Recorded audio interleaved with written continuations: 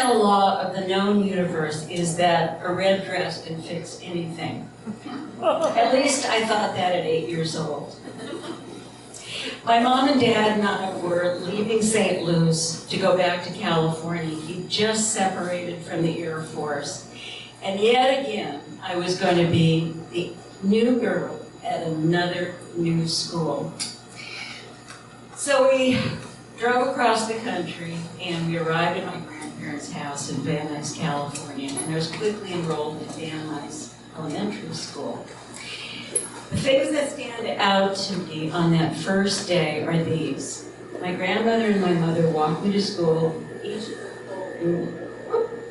of them holding one of my hands as they walked me toward this parade of children walking into the school.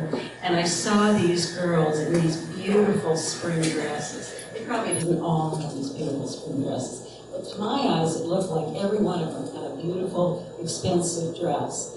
And I didn't have that. My grandmother and my mother made my dresses, and I thought, oh no, I was mortified. And I could feel myself pull back from their hands, and I even felt a sense of anger. These two women kind of rose up in my throat as I walked toward these girls. The other thing that stands out is that very same day, wouldn't you know it, there was a duck and cover drill. I don't know, maybe some of you are old enough to remember that. It was the federal government's effort to keep children from dying from an atomic bomb blast. So what you do is you dive up under your little wood and metal desk, you get down on your knees, clasp your hands over your neck, and well, I don't know. What's that going to do? Anyway, there I was under my little desk, and I closed my eyes tightly, and I'll tell you it was a relief because I didn't have to think about how less than I felt when I saw those beautiful dresses. So I didn't have them. Anyway, days later, I managed to discover that the most beautiful of these dresses that were they just were like jewel-like to me in my 8-year-old eyes. They came from this little store in Van Nuys, on Van Nuys Boulevard, called Caldwell's. And it was a little kind of fancy boutique for little girls. And every day of the week, I'd go by there at least twice because I'd go with my grandfather in the evening to pick up his cigar and newspaper after his work. And then during the day, my grandmother would walk me to the school and then go to her job at the See's candy store. But that's another story. So anyway, what I do is I beg them to stop or to linger in front of the store so that I could look at these dresses. Primarily, I was trying to beg them to buy me one of these dresses because I knew that would be the solution to all my problems. So. Anyway, one day we were walking by and I looked in the window and I saw the red dress. I looked at that dress and I knew that was the solution to all of my problems, all of my loneliness, the whole deal. It was my ticket.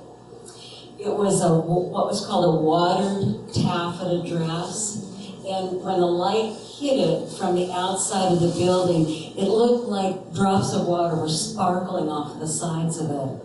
And I wanted that dress more than anything. I knew it would save me. I knew it would save me from loneliness. I knew it would be my ticket to be in the in-group. Anyway, all they could say every time I begged them to buy me a dress, especially that one, was, they're too expensive. So, what? So, the next Saturday, my grandparents said they had a surprise for me. Well, they bundled me into the back of their blue Buick sedan, and they drove to Caldwell's and parked in front. We sat looking in the window for a while, and then my grandparents turned to me, and they said, "We're going to buy you that dress, but there's a condition."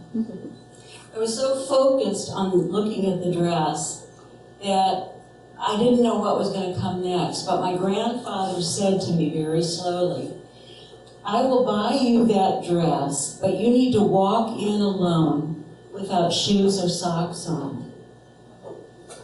I couldn't believe what I was hearing. I was angry, I was joyful, I was confused.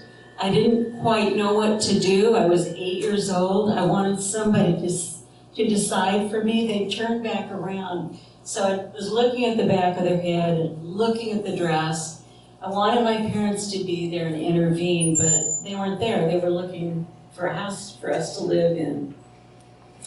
So the moments went by, I looked back and forth, and finally I reached down and I took off my shoes and my socks. I opened the car door and I walked across the sidewalk in my bare feet, and my grandmother opened the door from behind me and I walked in. I could feel the dirt and the grime from the sidewalk on the bottom of my feet, and I felt embarrassed and kind of ashamed by the whole thing. My grandmother said to the clerk, "Please get the red dress out of the window. My granddaughter would like to try it on." As she took it down, it looked suddenly dull and limp to me. I wasn't really interested anymore, but I tried the dress on. Well, it didn't look good on me. Red was not the right color for me. It didn't look right at all. And the shape of it didn't fit my still childish body. I was very embarrassed. I don't remember leaving the store. I don't remember putting my clothes back on. I don't remember anything that happened after that. But I do remember there was some sort of little bubble of something. It had to do with learning, but I was too young at that time. It would take decades and many experiences, especially with desire and want and need, for me to get more of an understanding of what I learned from that situation.